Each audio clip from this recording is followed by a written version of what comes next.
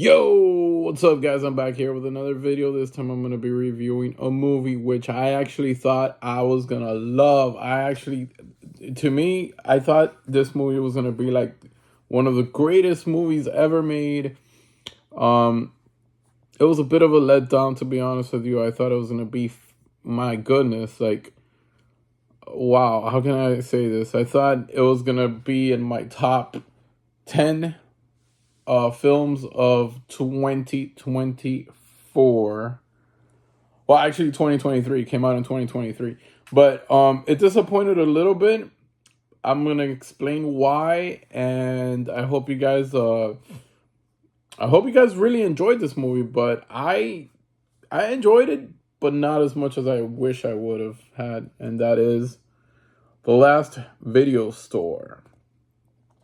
So The Last Video Store is a movie released in 2023. It runs at 1 hour and 19 minutes. So yes, it's a pretty fast, pretty quick movie to watch. You know, and so 1 hour and 19 minutes can't get any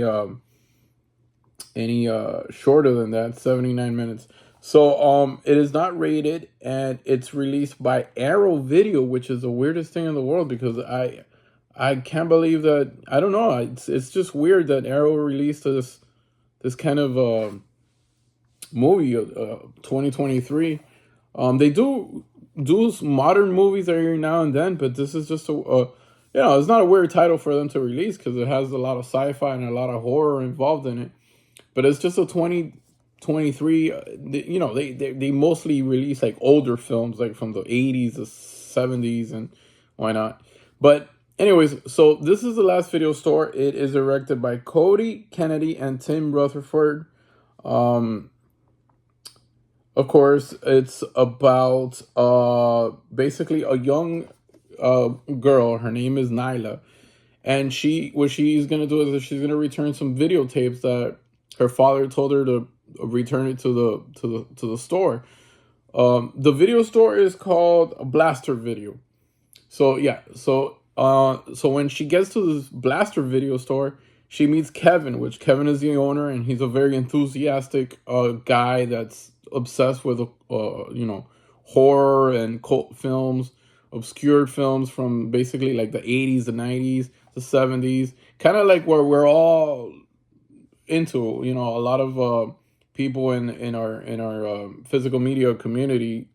We all love we have that nostalgia for the 70s and the 80s and the 90s too. We're getting the 90s already. So this girl Nyla goes and returned 3 videotapes, and Kevin, which is the owner, kind of explains the history of the movies that she's returning, and then he's kind of like mad at the father that he didn't return the movies rewinded, so he has to put all these movies and all these VCRs to rewind, and so he has it there rewinding, and then at the same time, Nyla comes up with a weird tape, and it's shaped all oddly weird, and and she tells him, "Oh, and this is another video that my dad told me to give you, for you to have." And the guy plays it, and all of a sudden, like, all the wiring goes all crazy, and electricity starts popping out of nowhere, and then the characters from the other 3 movies that he's rewinding, they come to life. Like, one of them is like a Jason ripoff. It's a Jason ripoff. It's like a Rambo or like an action hero ripoff.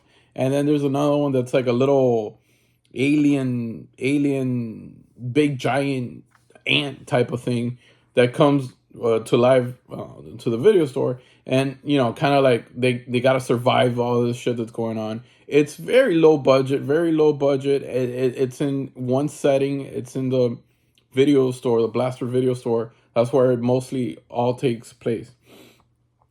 So yeah, so they awaken this cursed tape that through the electricity, the wires, I don't know, some crazy shit, and then all of a sudden, they're stuck here and they need to survive this shit. Now, it stars Yaya Adams as Nyla, Matthew Kennedy as Taggart, Kevin Martin as Kevin, and Josh Lerner as Viper. Viper is the action hero guy. On IMDb, they have it at a 5.8 out of 10. Rotten Tomatoes has it at 83%, and it's a 3.5 stars from Dead Central. Country of origin is Canada, because it was filmed in where was it, on Edmonton, Alberta, Canada. The cool thing about this is that Blaster Video is based on a real video store that is owned by Kevin. And the video store is called the Lobby. It's called the Lobby Store, the Lobby Video Store, which is also in Edmonton, Alberta, Canada.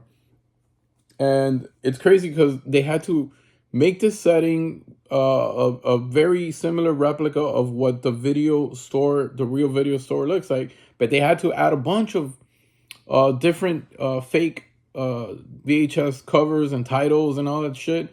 So they spent a lot of work and a lot of time, filling up shelves with these fake titles.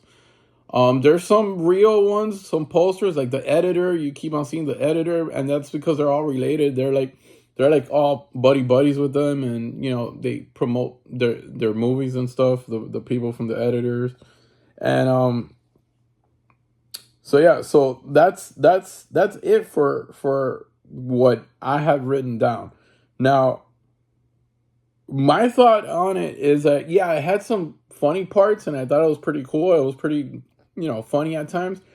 But I just thought that it was gonna hit more the nostalgia factor. I thought it was gonna make me feel like I'm in the '80s and I'm back there, and made, it should have made me feel more nostalgic. It did not reach that level at all. It was just a straight up parody comedy type of thing, very sci-fi-ish, and it didn't hit me like I thought it was gonna hit. I thought it was gonna be a 9 or a 10 out of 10. I thought it was gonna be a perfect movie because it has everything that I like in it. Horror, video store. I thought it was gonna make me feel very nostalgic. It failed to do all of that. But that's just my thought. Maybe a lot of people love it. And it's okay if you love it. It's all right. It's packed with a bunch of special features. Right there, you got a lot of short films here. You got a video essay, a video essay. You got Twas the Night of the Tree Beast, 2012 short by Cody Kennedy and Tim Rutherford. M is for Magnet Tape, a 2013 short film by them as well. The Last Video Store, 2013, the original short which this feature grew from. So it shows that the original short that it came from. It's a very, very beautiful release from Arrow Video. I like that cover. I also like the background settings, the graphic designs. I love this cover here. I think this one is even better than the slip cover. So if you don't get the slip cover, don't feel bad. If it sells out, just get this, because look, this shit looks awesome. It looks really, really cool. And then, the special features and all that shit that they write down in the back. Also, this is the disc. The disc, I think the disc is badass too. You have that guy that looks just like Jason. And then it also comes with a bunch of stuff here, like a little card here promoting Incubus, a booklet. That's Kevin right there, Kevin the owner. A pretty cool booklet here. It has I don't know, a bunch of pages here. 27 pages, so it's not a little. Oh, that looks really cool. It's not like a little tiny book, but it is what it is. And the cast and all that shit, and some some cool pictures and stuff, and some writing about it. And it also comes with a badass fucking poster that has this cool cover right here, and it has the slip cover drawing. So yeah, it's a really cool release from Arrow Video. I don't know. There's something missing. There's something that I didn't like about it. I can't pinpoint what it is. The acting was fine. It wasn't the best. The story wasn't the best. it didn't give me the that 10 out of 10 factor that I thought and I wish that I was gonna get. I'm not gonna rate it a terrible rating. I am gonna put this at a 7 out of 10. For me, it's a 7 out of 10, which isn't bad, but it isn't as good as I thought it would be. Anyways, I hope you guys enjoyed this video. If you've seen this movie, let me know what you think. Let me know if you really liked it, if you thought it was okay. If it, you know, I mean, I wish it would have been a lot better than what it was, but it is what it is, and hey, it's not that bad. The last video store here from Arrow Video, another cool modern gem, I guess, that not too many people know about. It's not a bad movie by all means. It's okay. It's a 7 out of 10. That's not bad. But I really thought there was going to be a lot better. Anyways, until next time, guys, I'll see you later. Bye-bye.